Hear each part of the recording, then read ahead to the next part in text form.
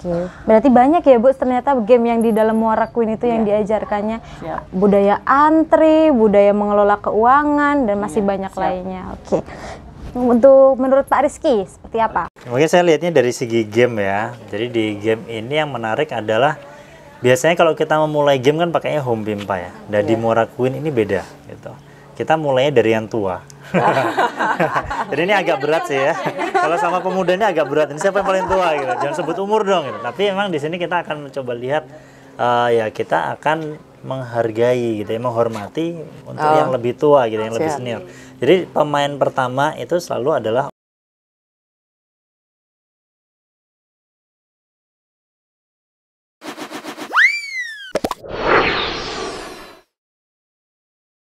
orang yang paling tua tadi. Dimana pemain pertama ini nanti dia tugasnya adalah membalik kartu ungu. Tadi ada kartu ungunya itu kartu event. Jadi dia tuh punya kewajiban yang lebih gitu. Tapi bukan berarti yang junior kalah ya. Tapi di sini berarti kita akan saling menghargai nih, yang junior menghargai yang senior, yang senior menyayangi yang junior. Itu yang pertama. Terus yang kedua, di sini kita pakai metodenya tuh simple banget cara mainnya, jadi nggak terlalu banyak ribet. Tapi kalau dilihat dari cara mainnya, jadi nanti kan mereka akan dapat uang kayak gini Mbak ya.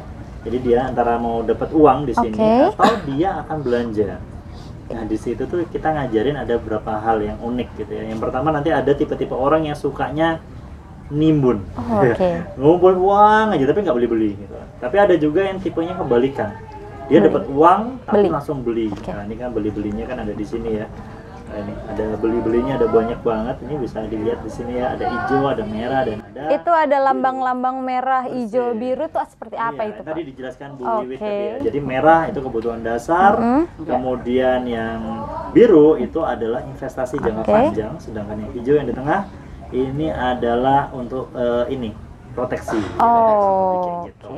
Nah itu Mbak, tapi mungkin sebelum ngobrolin ini tadi apa yang diajarin di Muara Queen, mungkin saya perlu bahas sedikit, tadi malah kelupaan gitu ya. Muara Queen ini kenapa kok namanya Muara Queen gitu Jadi di Muara Queen ini basically saya termasuk generasi milenial yang mana hidupnya di zamannya RCTI Oke zaman dulu. Ini nyebut merek terus ya. Nanti sponsor masuk sini bisa. Dan waktu itu emang salah satu iklannya yang sangat fenomenal adalah ini ya, yang di atas Sungai Apung, Pasar Apung itu, dan ada nenek-nenek yang RCTI Oke. Akhirnya saya penasaran dong kayak gimana, dan waktu itu saya sempat berkunjung ke Kalimantan Selatan di Banjarmasin. Saya makan di sana dan itu emang benar-benar pengalaman yang luar biasa. Cuma sayangnya kan nggak semua orang pernah gitu. Nah minimal tuh pengen tahu lah. Jadi selama ini kan kalau kita di buku itu paling cuma nunjukin aja, oh itu ya Pasar Apung, oh gini, tapi nggak pernah sampai merasakan hype-nya, feel-nya di sana kayak gitu kan. Jadi emang di game ini kenapa namanya Muara Queen ya, kalau di Sebangku itu kita bikin game selalu based on culture gitu ya. Jadi kita pengen angkat budaya Indonesia ke arah internasional. Contoh di game yang kita kemarin yang fenomenal banget tuh judulnya adalah Sutasoma, tuh ngangkat tentang budaya Jogja Bu. Nah ini kita coba yang Kalimantan, mungkin someday kita akan ngangkat mana yang Bandung mungkin, atau Jakarta, atau mungkin Sulawesi persis. Tapi kita kemas dalam bentuk game yang mana orang itu akhirnya ada interaksinya kayak gitu ya. Gitu. Terus kenapa Muara Queen? Jadi sebenarnya selain Muara Queen itu nama pasar ya sebenarnya, nama titik. Jadi di Banjarmasin itu kan kota 1000 sungai gitu kan ya. Dan di situ emang ada titik-titik yang jualan tentang ini ya, apa namanya, perahu-perahu kayak gini, emang Pasar Apung gini.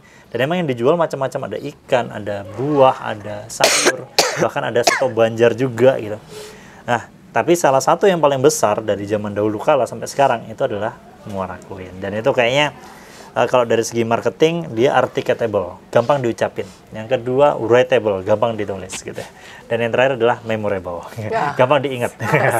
Kayak gitu Mbak Desti. Oke, berarti itu penjelasan singkat mengenai Muara Queen, dan dari mana sih ide Muara Queen itu ya Pak ya Bu.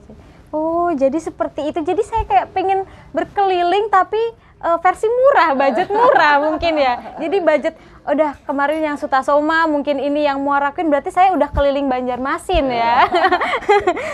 Oke, kita lanjut ke pertanyaan selanjutnya. Apa tantangan dalam proses pengembangan game Muara Queen? Oke, dari Pak Rizky.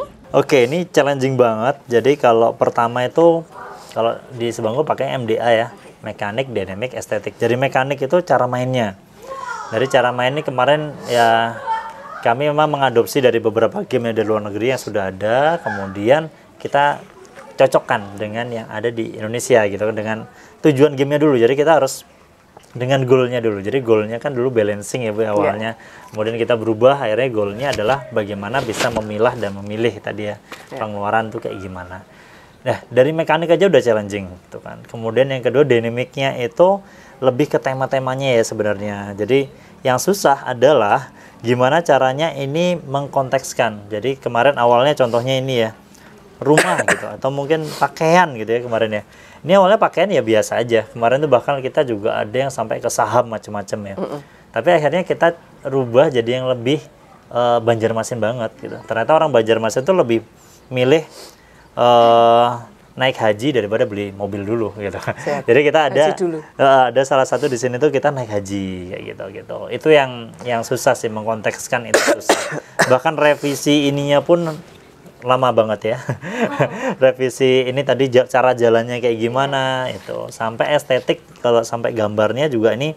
Untuk layout aja kita berubah berkali-kali ya ini ya. Fontnya, kemudian layoutnya biar gampang dibaca itu gimana, tapi tetap interaktif gitu ya, dan komunikatif gitu.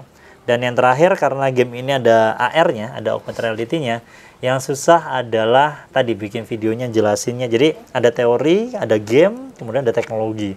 Nah ini gimana caranya biar nggak simpang tindih kayak gitu. Jadi memang itu menarik sih.